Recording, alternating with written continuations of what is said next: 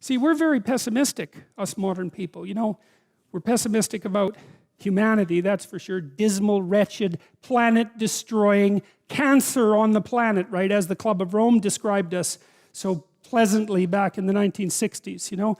And I don't know, maybe we're ashamed of the Cold War. Maybe we're ashamed of all the destruction in the 20th century and the hydrogen bomb and the, you know, the continuing catastrophes of our societies. And we're deeply ashamed of that and ashamed of ourselves personally. But it's a hell of a thing to, you know, call us a cancer on the planet. There's just no excuse for that. Because what you do with cancer is eradicate it. And I don't think that that's a very noble motive, personally. And I think it says a lot about the people who would use such phraseology, that they would dare to conceptualize humanity in that manner. But you know, it would be nice if we could be optimistic. And I think, again, the problem with being optimistic is that it's naive. So then the question is there an optimism that's not naive? And I think there is. And the optimism that's not naive is in just a visualization of how strong people can be. So one of the things that I tell people, I've told my students in my class, in Maps of Meaning, here's a goal. You want to be the person at the funeral of your father that everyone can rely on. How would that be? You want to be the person who's broken and useless and adding to the misery in the corner. And look, I'm not making light of people's grief. You know, I understand grief. But who do you want to be when there's a crisis? Right? Do you want to be the person that everyone can turn to for strength? It's like, why the hell not? Why not that as a goal? That'd be a good goal, because then if there's a crisis, and there will be, it won't be such a bloody crisis, because there'll be someone there that can deal with it.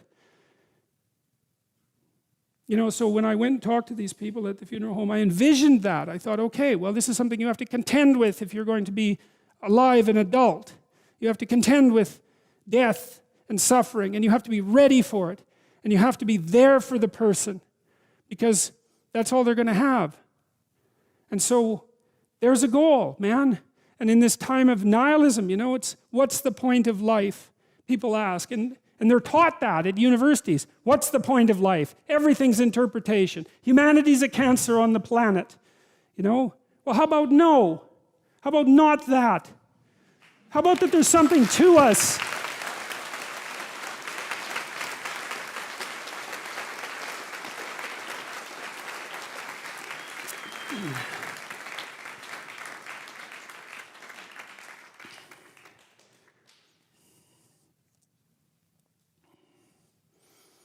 And I will establish my covenant between me and thee and thy seed after thee and their generations for an everlasting covenant, to be a God unto thee and to thy seed after thee.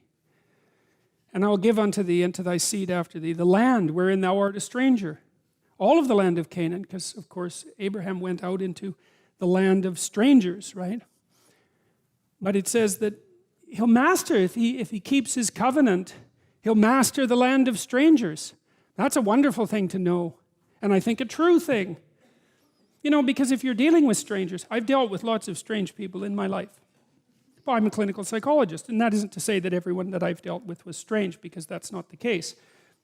But I have encountered some very strange people, and you know, the way to deal with strange people is you never lie to a strange person. That's the thing, especially if they're paranoid.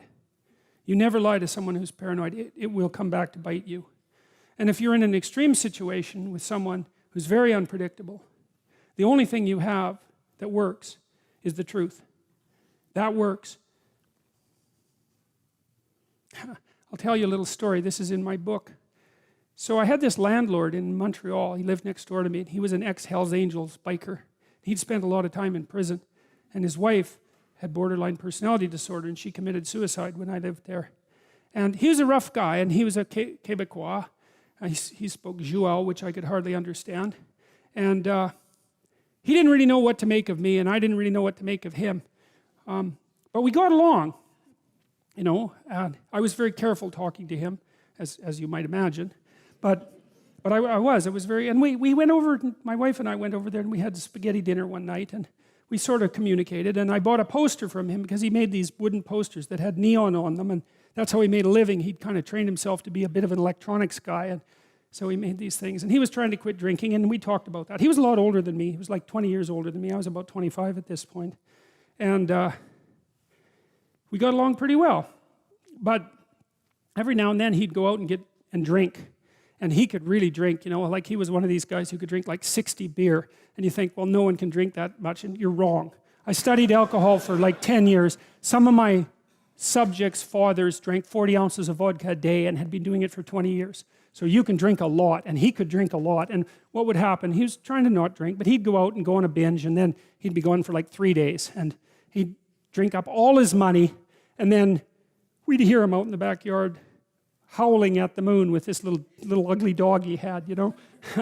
And he'd howl, and the dog would howl, and he'd howl, and the dog would howl. And it was rather unsettling and made my wife nervous. And, but worse, you know, now and then he'd come to the door at like 3 in the morning, And he'd knock on the door, and he'd be standing there.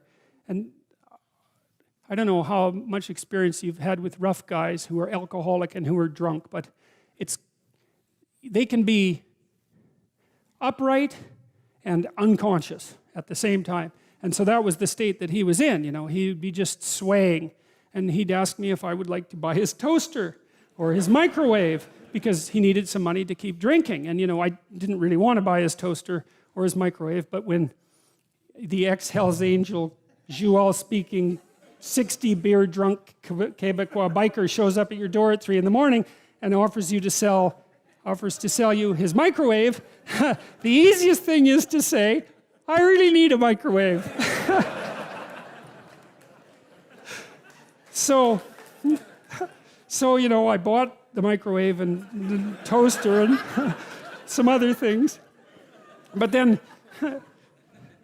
my wife talked to me, and she liked my landlord, you know. Even though she was afraid of him, she liked him. And she said, you can't buy any more appliances because it's not good for him. And I thought, that's an interesting problem. You know, so what the hell am I going to do about this? Because no, I don't want to buy your microwave. Just doesn't seem to be the right answer at 3 in the morning. So one time he took me out on his 750 Honda, and he put me on the back of it. He wanted to show me his lair, I guess, his hangouts. And I got his wife's helmet on, but it didn't fit. It just sit on the top of my head. And he said, I got on the bike and he said, if the cops chase us, we're not stopping. and then away we went. And we went to these bars downtown on Saint Laurent. They were very rough places. And he got into like 4 fights that night because he was a rough guy, you know, and these kind of punk guys would come up to him and sort of challenge him and act stupidly around him, and he was very skeptical. And if you were acting stupidly around him for any length of time, he'd just hit you because he felt that that's what you deserved, and perhaps he was right. You know, so I had first-hand opportunity to observe him. So anyways, he, sure enough, about a week or 2 after we had this conversation, he showed up at the door, knock, knock, knock, you know. I opened the door, and he was standing there, you know, with his eyes kind of half closed, and he was swaying. And he had, I don't remember what the appliance was this time, but he wanted to sell it to me. And I said, Paul, I can't buy this. I'm not going to buy this because I know you're trying to quit drinking. And if I give you this money, then you're going to go and drink it up. And it's not going to be good for you. And what else did I tell him? I think I told him as well that this whole thing of him coming to my house at like 2 in the morning was scaring my wife, who he liked, and that it had to stop. And believe me, man, I was thinking about what I was saying, because he was watching me like a rough guy watches you. And a rough guy watches you like this. He thinks, if you say one thing that indicates contempt, you're going to bloody well pay for it. And so I was finding my words like, you know, I was crossing a swamp and trying to look for the rocks underneath the surface. And I said what I had to say very, very carefully. And he looked at me for about 15 seconds. And that's a long time to be looked at 3 in the morning. And he left. And he never came back to sell me anything again. And we got along fine.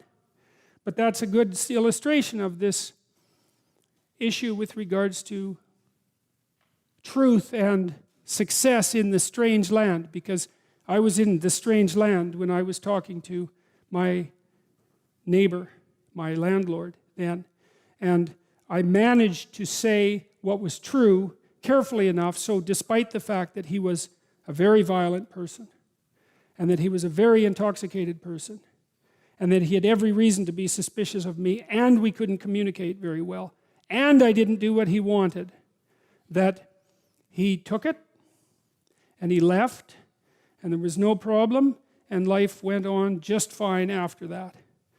And so, we don't want to underestimate the utility of establishing this bounded relationship with the ideal and attempting to live with some nobility in truth while aiming at the highest ideal. There's nothing about that that's anything but strengthening and positive. And it's exactly what you need to set against the catastrophe and uncertainty of life. And as far as I can tell, that's what these Abrahamic stories are attempting to communicate. So we'll stop there. Thank you.